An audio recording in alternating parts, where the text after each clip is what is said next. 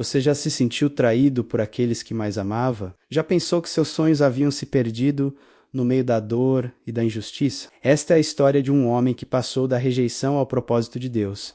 Um testemunho de que, mesmo nas sombras mais escuras, a luz da esperança nunca se apaga. Esta é a jornada de José, um jovem sonhador cujo destino foi tecido pelas mãos do Criador. Ele nos ensina que Deus pode transformar nossas maiores feridas em nossas maiores vitórias. Prepare-se para descobrir como cada lágrima, cada espera e cada momento de silêncio podem ser parte de um plano divino muito maior do que imaginamos. Nos campos ensolarados de Canaã vivia um jovem chamado José, o filho amado de seu pai, Jacó.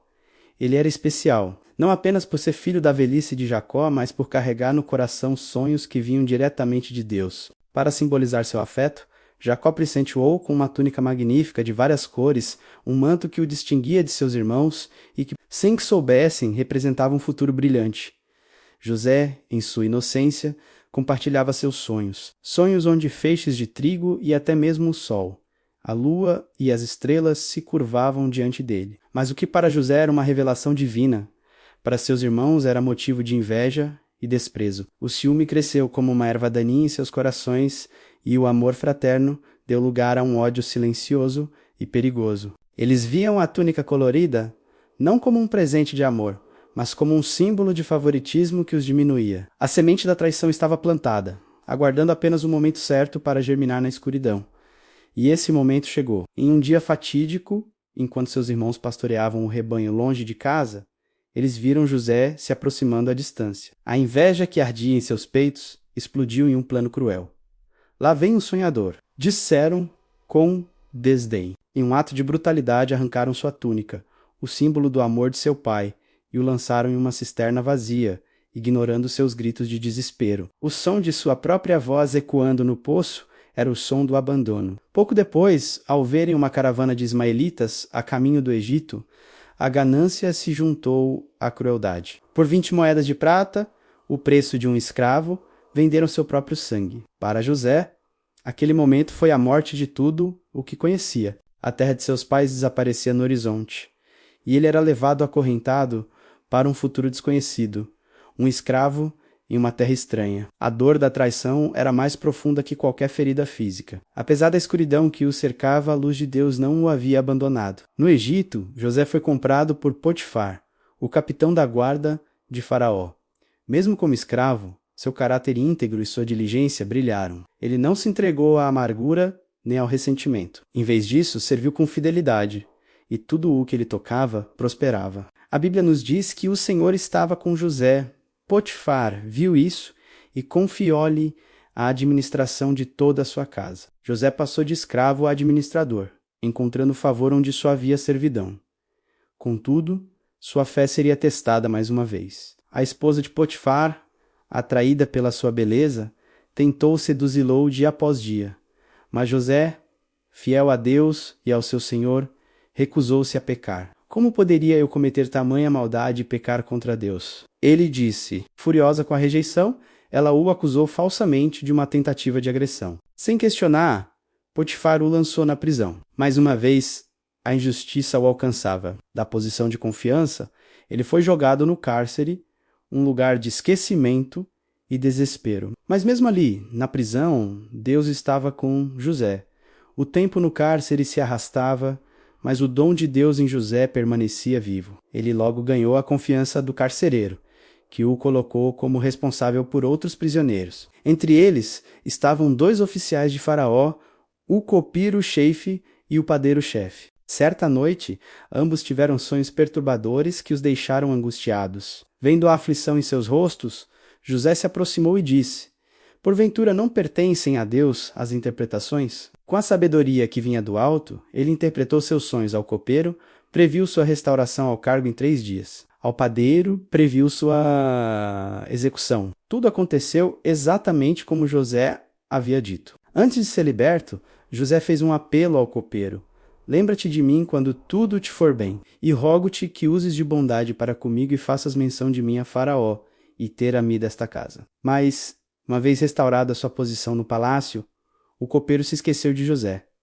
2 longos anos se passaram. 2 anos de silêncio, espera e esquecimento. Para José, foi uma lição dolorosa de paciência, um tempo para aprender a confiar não em homens, mas unicamente no tempo e na soberania de Deus. E então, no momento determinado por Deus, o esquecimento deu lugar à lembrança. Faraó, o homem mais poderoso do Egito, teve 2 sonhos enigmáticos que nenhum de seus magos ou sábios conseguia decifrar. Foi nesse instante de crise nacional que o copirochefe finalmente se lembrou do jovem hebreu na prisão. Imediatamente José foi tirado do calabouço, barbeado e vestido com roupas novas. Ele foi levado às pressas à presença imponente de Faraó, com humildade, mas com a autoridade de quem fala em nome de Deus, José declarou.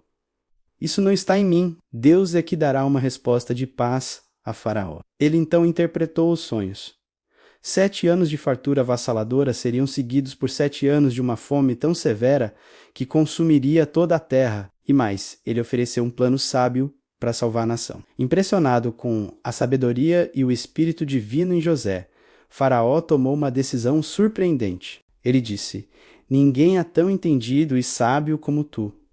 Naquele dia, o escravo prisioneiro foi exaltado. Faraó o nomeou governador de todo o Egito, o 2º homem mais poderoso do mundo. O sonhador, antes rejeitado, agora tinha o destino de nações em suas mãos. Os anos de fartura vieram, e José, com sua administração sábia, armazenou grãos em abundância. Depois, a fome assolou a terra, exatamente como Deus havia revelado.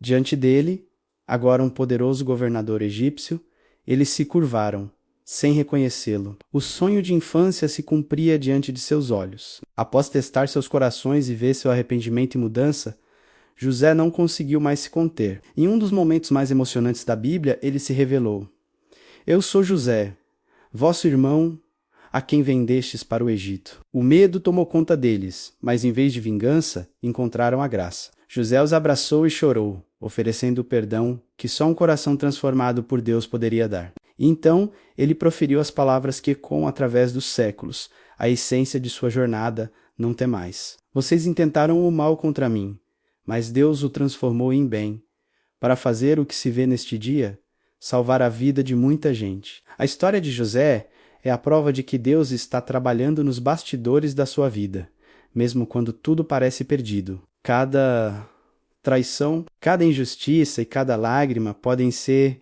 os instrumentos que Deus usa para te moldar e te posicionar para o seu propósito. A cisterna, a escravidão e a prisão não foram o fim da história de José.